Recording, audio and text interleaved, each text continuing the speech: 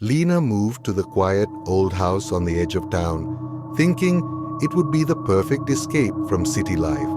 It had history, charm, and most of all, peace. But as soon as she unpacked, strange things began to happen. At first, it was small. A picture frame would tilt on its own, or the faint smell of something rotten would waft through the rooms, only to vanish a second later. She brushed it off, thinking it was an old house settling. But then, she began to hear the whispers.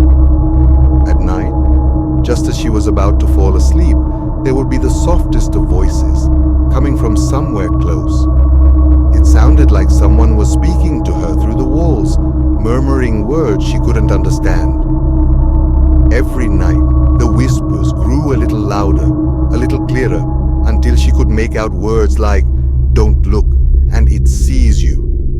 One night, as she lay awake, paralyzed with fear, Lena dared to ask out loud, "Who's there?"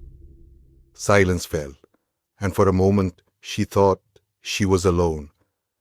But then, a faint shadow slithered across the ceiling, spreading wider until it took the form of a figure looming over her bed.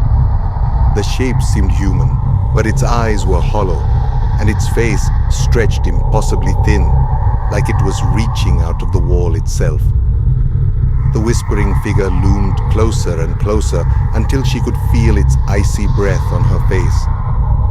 "Leave," it hissed, with a voice like dry leaves scraping over stone. Lena tried to scream, but no sound escaped her mouth. The shadow pulled back, disappearing into the wall, leaving her shaking and alone. The next morning, she packed her things and left, never returning to the house on the edge of town.